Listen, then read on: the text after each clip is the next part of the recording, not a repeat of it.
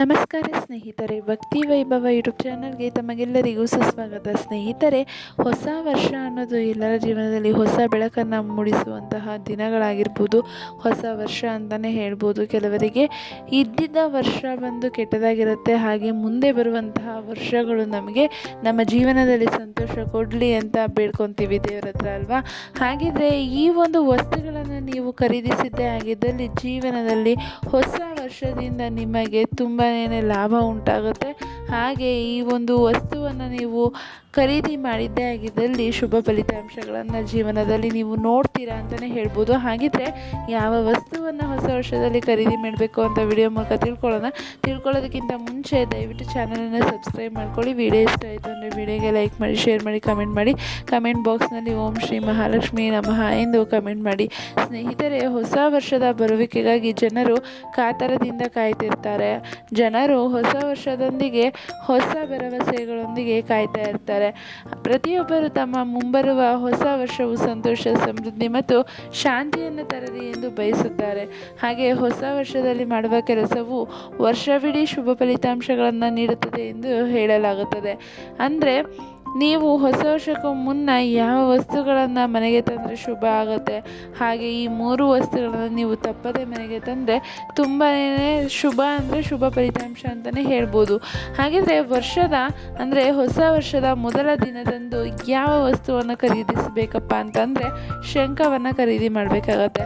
ಹಿಂದೂ ಧರ್ಮದಲ್ಲಿ ಶಂಖಕ್ಕೆ ವಿಶೇಷ ಪ್ರಾಮುಖ್ಯತೆಯನ್ನು ನೀಡಲಾಗಿದೆ.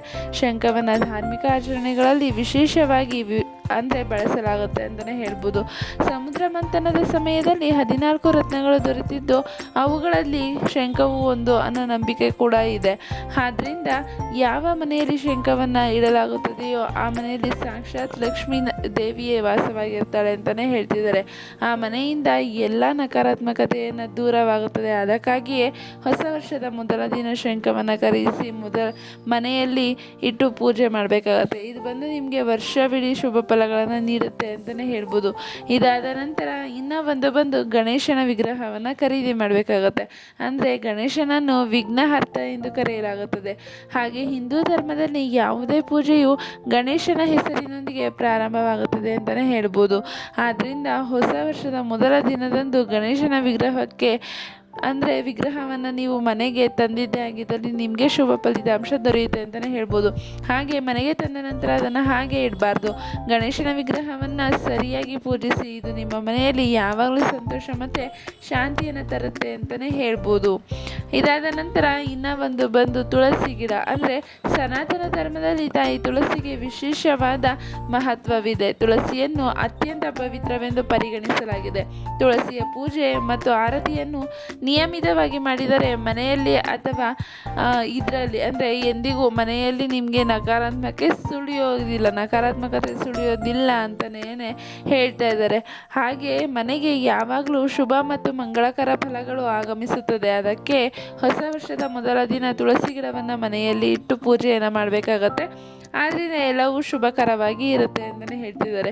ನೋಡಿದ್ರಲ್ಲ ಸ್ನೇಹಿತರೆ, ಯಾರೆಲ್ಲ ನೀವು ಶುಭ ಫಲಿತಾಂಶಗಳನ್ನ ಕಾಣಬೇಕು ಅಂತಿದ್ದೀರೋ ಈ ಒಂದು ತುಂಬ ಸುಲಭದ ಪರಿಹಾರಗಳನ್ನ ಮಾಡ್ಕೊಂಡು ನೋಡಿ, ನಿಮಗೆ ಜೀವನದಲ್ಲಿ ಉನ್ನತ ಮಟ್ಟಕ್ಕೆ ಹೋಗ್ತೀರಾ. ಹಾಗೆ ನೀವು ಕೂಡ ಜೀವನವನ್ನು ಎಂಜಾಯ್ ಮಾಡ್ತೀರಾ ಅಂತಲೇ ಹೇಳ್ಬೋದು. ಸ್ನೇಹಿತರೆ, ಈ ಒಂದು ಮಾಹಿತಿ ನಿಮಗೆ ಇಷ್ಟ ಆಗಿದೆ ಅಂತ ಅನ್ಕೊತೀನಿ.